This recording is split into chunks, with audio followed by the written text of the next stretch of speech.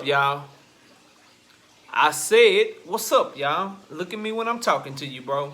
Nah, I'm just messing with y'all, man. This is your boy Knockout Boxing 86 TV, and we in here. So check this out, y'all. Before I get going on our video, y'all smash that like button. Subscribe to the channel if you're new here. Share the video. Turn on your notification. And if you want to have me hop on the panel or you got a breakdown prediction video you want me to shoot for you, knockoutboxing86@yahoo.com is the email address. Also follow me on Twitter at KOBoxing86TV is the Twitter handle. But without further ado, let's get it popping. Let's get into today's video. And today, it's fight breakdown and fight prediction time, man. We're putting our 152-36 record on the line this week. We're doing a total of 10 fight predictions. We took our last two today. We've already predicted the entire main card for the Devin Haney-Jojo Diaz card, so go check out those videos in that live stream that we did. And now we on to the Tank Davis versus Isaac Cruz fight. We've already done the Isaac Cruz and Tank Davis prediction, but now we are doing Sergiy Derevyenchenko versus Carlos Adames, man, in the 160-pound division.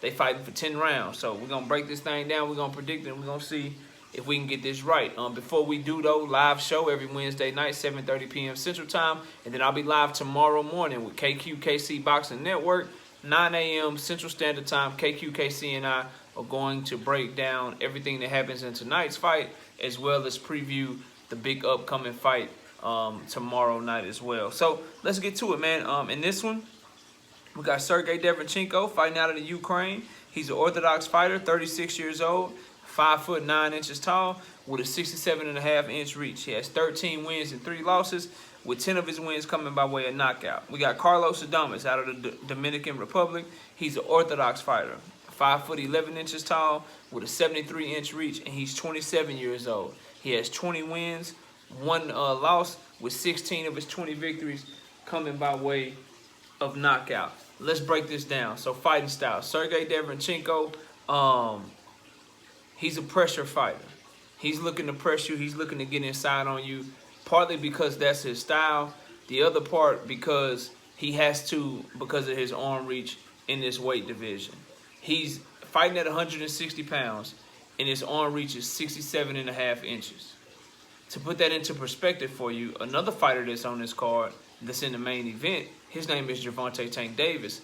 He, too, has a 67.5 arm reach. So imagine someone with the reach of Gervonta Tank Davis trying to fight at middleweight. That means that they have to come in, they have to pressure you, they have to always try to find a way inside.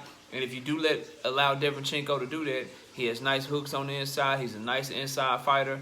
He is very, good on his feet, although he is slowing down at 36 years old. And he's already been in some tough fights. He's already fought Daniel Jacobs. He's already fought Gennady Golovkin. He already fought Jermall Charlo. I felt like he had a very close fight with Gennady Golovkin where he could have won, but the decision went to Gennady Golovkin. But he fought that fight when he was 34 years old, stepped up to Jermall Charlo at 35 years old, and it looked like he aged overnight.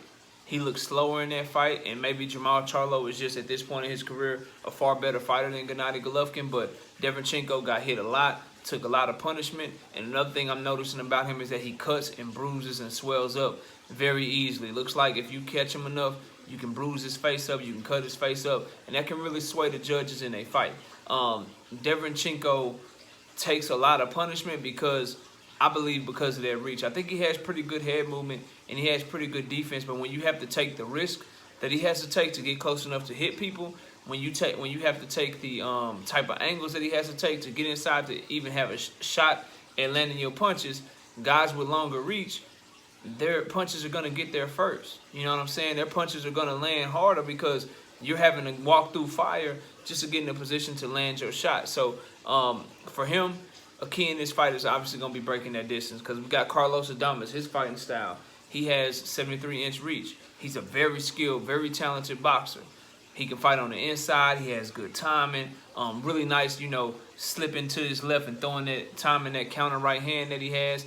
Fights behind his jab well. Throws combinations down to the body well. His one loss was down at 154 pounds to Patrick Teixeira. If you go watch that fight and you look at the scoring of that fight, the only reason that Teixeira won that fight and got the decision off of Carlos Adames was because he knocked Carlos Adames down in the 7th round.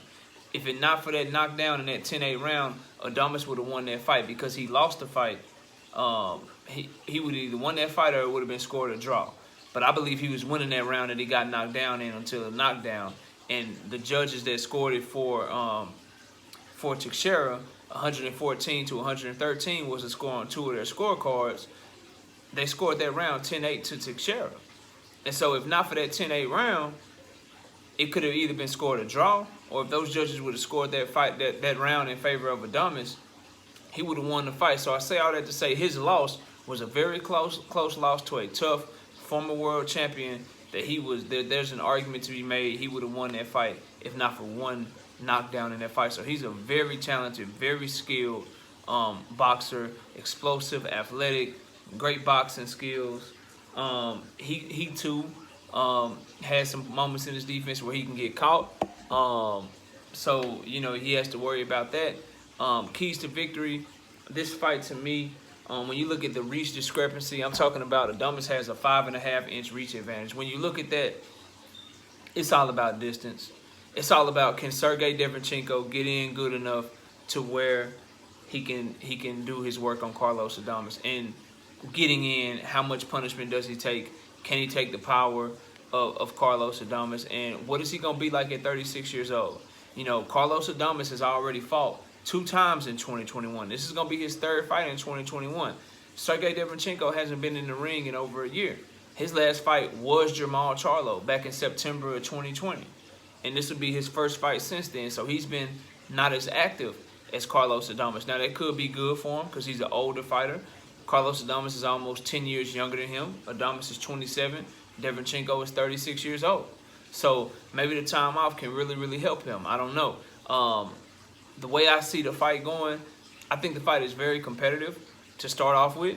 I really do. I think Sergiy Derevyenchenko will probably come out very aggressive. And I think Adames will have his moments as well. But I think as the fight goes on, because Sergiy Derevyenchenko, his knockouts, he has 10 knockouts in his 13 victories, but it's not one punch pop. It's outworking you. It's getting inside on you, landing to your body, tiring you out, taking your legs away, and then stopping you through a war of attrition. But as he stepped up, you look at Daniel Jacobs, you look at Jermall Charlo, you look at Gennady Golovkin. As he stepped up, he hasn't been able to break that distance as easy as he was when he was first starting his career against lesser fighters, because it's just a huge advantage when you have the reach of a lightweight, bro. Like, it just is. Like, you have Derevyenchenko has the reach of people that fight at 130 and 135. That's hard to overcome at 160 when you step up in competition. You fight contenders and champions. It's not just going to let you in on them. They have the skill and have the pop that's going to hit you with some shit that's going to stop you in your tracks and make you reset. Like, it's just hard for a fighter to overcome that. And as he stepped up in competition, that's where the trouble has come from him. It's guys catching him and keeping him at the end, and he's not landing enough. He's reaching a lot because he's trying to get in, and he's falling short because he just can't get in on guys that are able to land their punches and get back at a distance that's safe for them. So for him, he's going to have to sell out to get in on Adames.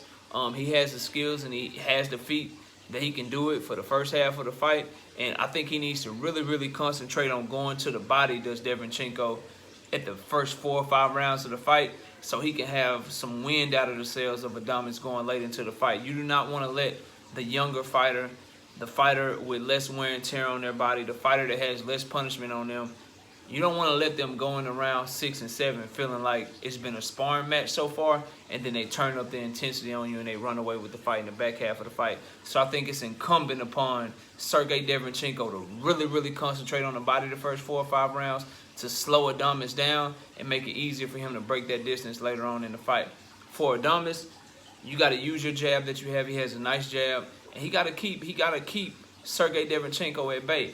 Adames has a good inside game as well, and when he's on the inside, he needs to throw his hooks and throw his right hands to the body. His key, try to keep Derevyenchenko at bay with that jab, and then boom, land that right hand. You know what I'm saying? And then sometimes lead with the right hand because he got great timing. He can catch Derevyenchenko coming in if he times him right, if he stays behind his jab and uses the tools to his advantage. You know what I'm saying? As far as who I'm picking and why, I'm going with Carlos Adames, bro. I'm going with Carlos Adames. He's actually the underdog in this fight, and so I'm picking the underdog to win this fight. I just think actually the underdog has the advantages. You hear Derevyenchenko, maybe he's a more well-known name, because of who he's fought so far, but I think he's taken a lot of punishment. And someone over the age of 35, you got to show me that you can beat one of these young, hungry, up-and-coming contenders. You know what I'm saying? You got to show me. He's 36 years old. He's fallen short in every single big fight he's been in. And some feel like he beat Triple G. I feel like it was a close fight. They can go either way, but he was fighting Triple G that was even older than him. You know what I'm saying? He's fighting a fighter that's 27 years old in the prime of his career, that's highly confident right now, that's been stopping pretty much everybody he's been in the ring with, whose only loss came because he got knocked down in a fight that he could feel good about, that he was winning. And I just think Derevyanchenko's going to get caught a lot coming in. I think Adames is going to land the cleaner shots, and he's going to have the pop and the power to maybe not stop Derevyanchenko early in the fight, but he's going to definitely make him reset. That's the thing. He's going to stop him in his tracks and make him reset, and then he's going to catch him coming in again. And Derevyanchenko will have his moments. He may win four rounds or so, but I got Carlos Adames, and I'm going to go out on a limb because of Derevyanchenko's age, because of Derevyanchenko's huge reach disadvantage. And Carlos Adames does have pop on his punches, and he has fast hands, and I just think he can really fight. And this is his moment to rise and shine. I think he's going to stop Derevyanchenko. I think Derevyanchenko gets stopped for the first time in his career. I typically have trouble picking guys to get stopped who ain't never got stopped before, but when I look at the tough fights that Derevyanchenko has been in, he took a lot of punishment against Triple G.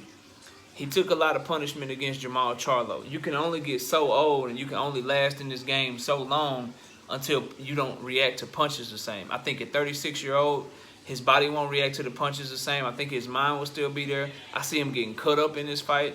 I see him getting swole up in this fight. And I don't think Derevyanchenko is the type that he's going to get knocked out cold. But I think maybe the ref steps in, maybe the corner steps in. Because I think by round eight, I think Carlos Adames is going to really start putting it on Derevyanchenko. I think Derevyanchenko is going to slow down. Adames is going to be landing big shots on him, potentially pushing him back at that point in the fight. And once he starts pushing Derevyanchenko back and really working him over, I see the ref coming in to stop the fight in either the 9th or the 10th round. So that's my pick.